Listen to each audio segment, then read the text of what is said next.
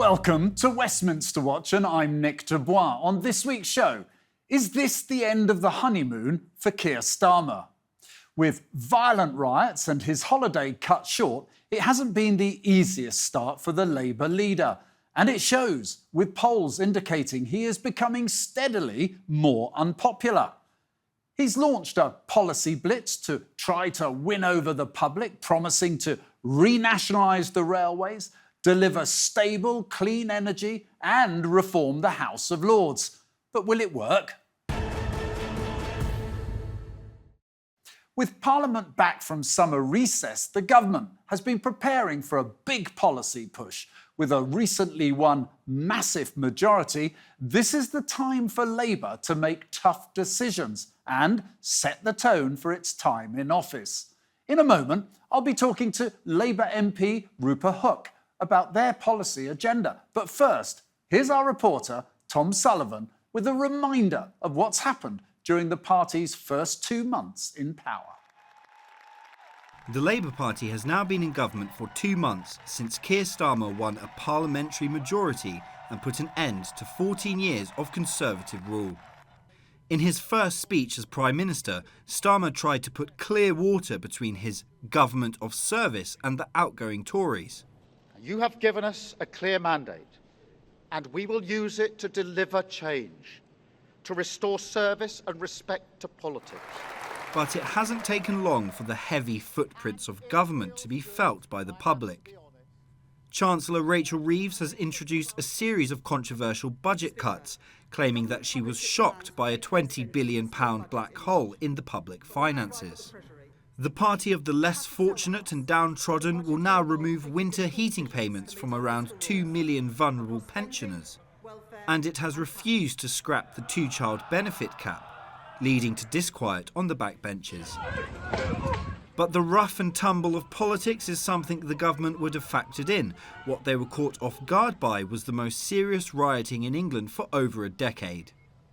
Sparked by the murder of 3 young children by what was wrongly reported as an illegal migrant, anger bubbling under the surface over decades of failed migration policy spilled over in the ugliest of ways, with hotels housing illegal migrants even being set on fire. Keir Starmer's uncompromising crackdown on those involved in disorder, as well as those tweeting about it online, led to accusations of two-tier policing. Even the world's richest man joined in, tweeting about two-tier Keir. As the government begins to implement its reforms, Starmer addressed the nation warning that things will get worse before they get better, a far cry from the things can only get better mantra of the Tony Blair years. Parliament returned last week after a summer recess, and it appeared that Keir Starmer forgot who he was, referring to the leader of the opposition, former Prime Minister Rishi Sunak, as Prime Minister, no less than 5 times. I don't think the Prime Minister is really inviting. The biggest takeaway from the first Prime Minister's questions of this Parliament is that the Tory black hole line is, for now at least, here to stay. Starmer told Parliament that he had inherited absolute chaos from 14 years of Conservative Party rule. This is something that many will find hard to disagree with. The question now is whether Labour is up to the challenge of bringing order out of chaos without creating chaos of its own. Our work is urgent, and we begin it today. Thank you very much.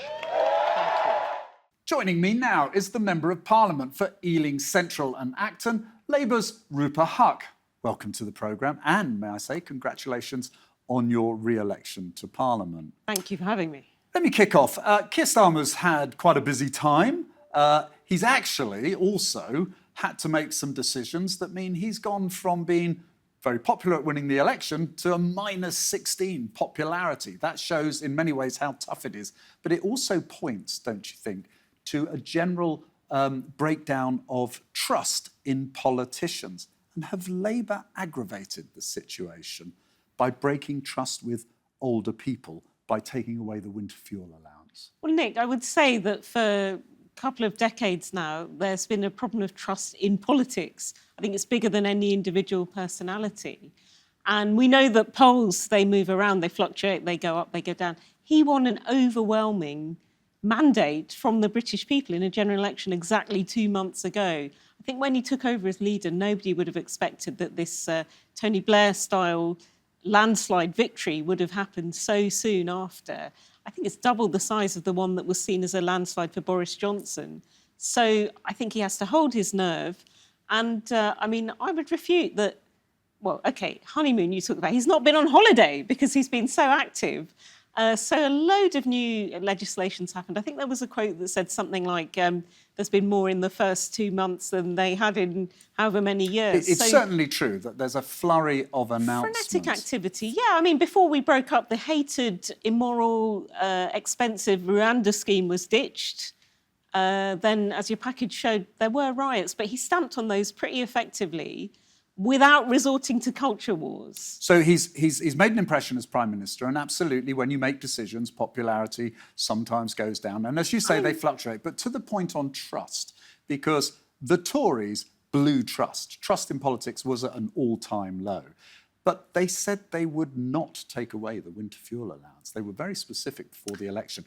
That's going to hurt people and their trust in politics and Keir Starmer, isn't it? And I'd say trust in politics since the expenses scandal, which you lived through, I believe. You know, there's an impression, all politicians, all of us have got this impression that we're snouts in the trough. I mean, on that particular policy, I would say that it was a pretty low trick of the Conservatives to leave a £22 billion hole in the finances. So that was not wanted or expected at all. So, you know, it almost seems that there was a scorched earth policy that all these fires were left burning for Labour to inherit. Because we know from the OBR, we know from leaked memos that 22 billion was not accounted for. That was a nasty surprise. So some of these decisions, I mean, there's a lot of good stuff that's happened this week. For example, taking railways into public ownership, doing away with hereditary peers, getting rid of pumping dirty sewage into our rivers. Well, these are certainly announcements. This is just in 1 week. You've got to get them through. So you can announce things in a week, Rupa, but you've got to deliver. A new international law, human rights-based attitude to arms sales to Israel, all these things in just the first week back. Okay, some of these are announcements, but on the particular winter fuel announcement, I mean, again, it sticks in the craw of every single MP. Nobody wants to do this. Will there be a big vote against it? The fact is, MPs are uncomfortable with it on your side of the House. Do you think there'll be a rebellion, either at conference or in the House of Commons? I mean, I can't predict. I'm not Mystic Meg, Nick. I don't know exactly what will happen with the numbers. I know that it's been fed through internally by a lot of people, but the government are listening with other little bits and pieces that they are doing. For example, the Household Support Fund, that's another source of getting money into some people's hands. Yeah, it's administered through councils. That's been extended for Let's talk about your mission, the Labour mission, which was very clear before the election. It is about getting the economy growing at rates we have not seen for decades. And most people would agree with that mission. But is that mission going to keep Labour backbenchers content that the promise of good times to come? Or are you going to see more pressure on the government, on Keir Starmer, when matters like abolishing the two-child benefit cap? We were told by Clive Lewis, one of your colleagues in the House, that every Labour MP wanted the cap on two-child benefits removed. Isn't that going to be another flashpoint for Keir Starmer? I mean, again, we fought it tooth and nail when it was brought in by the Conservatives. And yet you haven't put it back, so people might say that's a breach of trust. But again, we've got this 22... It's not going on day one, certainly. But look, just at the moment, some of these decisions are not going to be easy and they're not going to be popular. And, you know, even this budget that we have to come, it's probably not going to be giving out loads of sweeties to everyone. But that was given the dire inheritance that we had. It literally is the in tray from hell. The trade-off is giving big pay rises to train drivers and taking winter fuel allowance away from pensioners. That's the right trade-off? I mean, did you know we have the biggest squeeze on salaries since the Napoleonic Wars? So, you know, Britain does need a pay rise. I do think train drivers have to be paid adequately to attract people, retention and recruitment. You have to pay them, not just the rail workers, actually, but nurses, junior doctors, all these disputes have been 22% settled pay now. rise, Teachers. big rise. OK, let's move on. These are pay review bodies that recommended these. The Conservatives, they were, the rail strikes alone cost £25 million every day they went on. So I'm glad those have been settled. OK, let's move on. One of the things that you would not expect to hear from a Labour Prime Minister, but Keir Starmer said before the election, he will introduce a politics that treads a little lighter on all of our lives. How does banning smoking outside pubs sit alongside that statement to tread a little lighter on our lives? I mean, the smoking ban at the time was hugely controversial, the Tony Blair smoking ban, and all sorts of catastrophic things were predicted, that pubs would disappear as a species from our high streets. And now it's unthinkable that we wouldn't have had that. I think it's a logical... But to ban people outside a pub smoking is a huge step from banning people inside pubs smoking. I mean, I've not seen exactly how that legislation is going to be tabled or anything yet. I think it was a remark in an interview. Are you instinctively uncomfortable that I think smoking costs our NHS lives... billions and billions of pounds. Would it be more honest just to ban smoking altogether? I mean, the Rishi Sunak government had that at its core, and I think it's something we're going to re-adopt. So, yeah, I think it would be good to eliminate that. But are we going to see more, if you think that's good, for a Prime Minister who said he's going to tread a little lighter on our lives? Next we hear, in a week when you would have thought he's got many other things to be dealing with, he's going to intervene in how tickets are priced for Oasis. That's not treading lightly on people's lives. I think Oasis shouldn't be ripping off their fans. I have seen them 3 times paying nothing. I remember them doing a free concert. Is it? Well, there's quite a few Labour ministers who are getting free tickets. No, I saw them doing an absolutely free concert in Paris for Fête de la Musique. Well, you interviewed them many years ago. And I have interviewed them. But I'm not going to let you off the hook. I was in one of their videos, Roll With It. They did a free concert and they filmed it. But I'm not going to let you off the hook here. So they used to do free concerts, and the fact that these... Yeah, but they're not ripping anyone off. This is dynamic pricing that you're uncomfortable with. Yeah, dynamic pricing, the fact that people can think of a number, double it, treble it, that's not good. You need some sort of Well, it's in response to demand, isn't it? And it's also people that have given up the best part of a day refreshing on a website. What are we going to do? And then suddenly it costs the best part of a small fortune. But where does it end, Rupa? I mean, dynamic pricing, it's the basis for Ryanair selling all the tickets they do. I think we need some predictability. Are we going to intervene in Ryanair? We need to protect fans from being Well, what about Ryanair passengers? So they see that they can get away with it. They can treble it, double it, whatever. What about Ryanair passengers, though? I mean, there's dynamic pricing. I try and avoid Ryanair myself. I try and fly through Heathrow, and I'm usually a BA person. But you're stepping in on Oasis. Is it because it's popular? And actually Ryanair, it's exactly the same model? Fans do need protections. I think there need to be some caps on the maximum amount that you can multiply these things. People spending a day, remember, refreshing a website, thinking it's one price, suddenly it's 5 times more than what they were led to believe. I don't think that's right. Finally, one point. Sir Tony Blair, former Prime... greatest Prime Minister we ever had. Some would disagree, I suspect. He's basically outlined his belief that Keir Starmer should follow his instincts on Europe, get closer to Europe, and he specifically pointed to youth mobility schemes and freedom of movement for young people. Keir Starmer keeps ruling that out. So Tony Blair wants it. European nations are arguing for it. Is Keir Starmer right to rule out youth mobility schemes? I mean, I represent a massively Remainiac seat. I think 76% of people voted Remain in Ealing Central and Acton, where I represent. But that's not the whole country.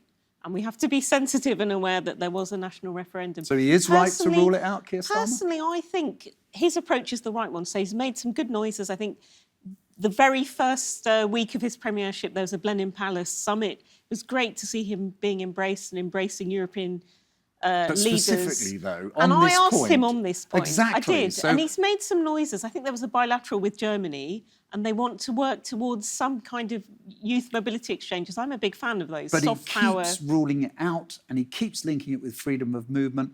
Shouldn't he be bold and follow his instincts, and clearly what you believe, and actually have a youth mobility scheme EU-wide? I think it's moving in the right direction, possibly with these bilaterals, things like that. I mean, I have a lot of language schools also in my seat, and it seems that those are being strangled because they need to have a full passport, not an ID card. That isn't the system. same as youth mobility, though. Well, it's allowing, say, some young kids to come for a summer and learn English. Is Keir Starmer right or wrong to rule it out? I mean, never say never. I don't think he said never, never, never. I asked him a question on this in the chamber, actually, his first statement he took. He said, we're not bringing back freedom of movement, but it's not freedom of movement. It's a temporary thing. We should allow our young to go and see the world, broaden their horizons. I'm a big fan. My son is in Madrid doing a study abroad year. Rupa Huck, MP for Ealing Central and Acton. Thanks very much for joining us here Pleasure. on Westminster Watch. Joining me now to discuss whether Starmer's popularity rating will also get worse before it gets better are political journalist Benjamin Butterworth and broadcaster Clare Muldoon. Clare, if there was a honeymoon, it's definitely over for Keir Starmer, isn't it? Is there generally a honeymoon, though, when you've got a shotgun wedding? That's what I would say. Because, seriously, August is supposed to be the month of reflection, of holiday. We saw Angela Rayner, whom I have to say, I really don't care that she was beefing it up in Ibiza. I think, good on you, love. Get on with it. You take your job seriously, as I believe you do. You will get back on the running and you will go for it. But seriously, a honeymoon period? Really? For two-tier Starmer with two-tier policing and two-tier everything? Is it a two-tier honeymoon, Benjamin? I think you would compare what's going on now, maybe to 1979. Margaret Thatcher... Winter of discontent. Margaret Thatcher was an incredibly dull leader of the opposition. She said very little, and then she came in and was fairly radical from the start because Britain was in a bad place. I think you're seeing a similar situation now. There was never going to be a honeymoon. I think Starmer's pitch is that it will end with a honeymoon period. The idea that things are so broken that he had a relatively easy walk into Downing Street because people were desperate to get rid of the incumbent. And so, on the one hand, that means, people didn't really think much about Keir Starmer. So he's turned up and now, maybe there is a degree of buyer's remorse, but he's got so many problems to fix. I think he is gambling that it ends in a honeymoon. Let's pick on that. He's got these big things to deal with. And yet for a man who in opposition and as Prime Minister said, I want to bring a politics that's a light touch on people's lives. All we're hearing about is he wants to intervene on prices for an Oasis concert. He wants to stop people smoking outside a pub. This is a man that's power's gone to his head, hasn't it? Do you know, I think you misread the British public in thinking like that. The British public tend to like measures like that. They loved the COVID restrictions, which were obviously incredibly strict. And I think that he knows that there are so many problems. In healthcare, for example, it needs to be more preventative. Think back to, 2005, when this indoor smoking ban came in. There was a huge furore, but nobody questions that now. I think he's someone who's thinking 10 years in the future. He certainly plans on having 2 premierships, not just this one parliament. And I think he is somebody that doesn't want to be a character. He doesn't want to fill the papers every day. He doesn't want to have arguments for the sake of arguments. He wants to get the job done. And it might not be exciting, but I think it will work. But his narrative, Clare, come on, he's trying to say the Tories left it in a mess, which, to be fair, I think you'll probably agree they left it in a mess. But 22 billion, a black hole that apparently they never knew about. And it's all the ignorance surrounding it that I don't get. And it's the blasé rhetoric that they're using of, we've taken this on. We inherited this. Well, I'm sorry, you were in opposition. I didn't hear much of an opposition, just like I'm not hearing much of an opposition now. And in fact, PMQs just the other day. Does Keir Starmer actually know he's the Prime Minister? Does he really? Did he not, in fact, refer to Rishi Sunak twice as Prime Minister? So this is the man we've got leading. And let's not forget, when he was head of the CPP, rape convictions actually went down. I think Keir Starmer has got a lot of issues. And I think actually locking people up that could think against him is actually going to remove that element for the next general election. And then there'll be none of us left to vote against him. I think that's his plan. It's not light touch if you are starting to regulate and police what people think, though, is it, Benjamin? Is that what's happening? I mean, I'm not sure that's happened. You've had these riots, and some people have tried to say that because he called them far right, that somehow that is saying anybody that cares about immigration is like that. And I think that's ridiculous. People that were firebombing hotels where refugees were staying are clearly far right racists and thugs. And I think that we should be glad that you've got a Prime Minister minister that calls it what it is. If this had happened and the Tories were still in government over summer, I think you would have seen all sorts of ridiculous culture war rows between, different politicians vying to be the next Tory leader. And I'm grateful we didn't have that. I agree. I agree to a certain extent what you're saying, Benjamin. But we are living in a very, very fractious tinderbox at the moment here in the UK. In fact, I'd go as far as to say globally. Look at Germany. They're now going to adopt the Rwanda plan, which in day 2 of Starmer's premiership as Prime Minister said he was going to scrap. Will the ECHR be involved with Germany? Oh no, because they want to involve the UN, the very fluffy, malleable UN. Anything's done under them is fine. Germany does it, any other European country, that's fine. Everyone is against the Brits. Look what Macron is doing now with his new PM, Barnier. One of the... You're saying that because he was a Brexit negotiator for the EU. But let me move you on, because I want to move the subject on a little bit. Certainly they have done things since they came to power, the Labour Party. We have seen cuts, all right? We've seen strong language about future tax rises coming in, and we've already talked about interfering with bans on smoking and so forth. But let me ask you this.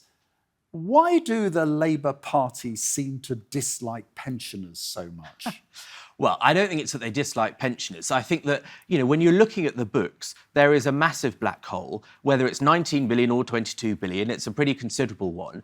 And you have a situation today where pensioners are not in the level of poverty that they were 30 years ago. And that's an accomplishment of the British state. Help the Aged says about 2 million are. And you're right. People like me, we don't need the winter fuel allowance. 2 million do who are going to lose it. That's the Labour Party? You're an OAP. Nearly.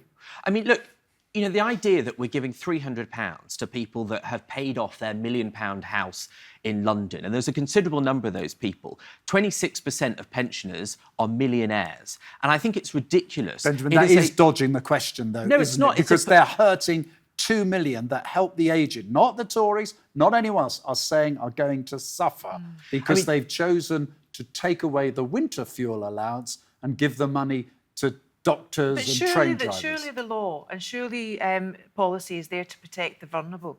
This is not protecting them. But this is the thing. I'm sorry. The people who are millionaires in London specifically because of house prices, their net worth is actually written in bricks and mortar than fiscal pounds and notes and pennies in the bank.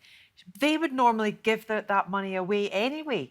But it's the ones that are vulnerable that need it, Benjamin, and they will not be getting it. It's a bit like the two-child policy as well, that they don't want to implement back into the system. The benefit cap on two-child. Labour want to get rid of it. Every Labour MP wants to get rid of it. And yet, Labour aren't doing it. Is that the Labour Party you're happy with? Well, I think Labour will get rid of the child benefit cap. And actually, I think we need people to have more kids. So it makes sense on an economic level. Something else we agree on. But do you know what? The idea, first of all, the polls say that about 60% of the public think you should keep the cap. So it's popular to be this way on benefits.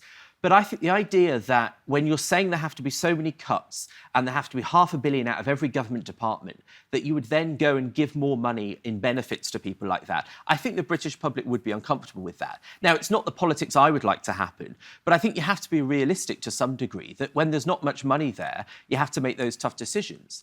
I would also say, can I just point out that in the last decade, the generation that has gained the most wealth is pensioners.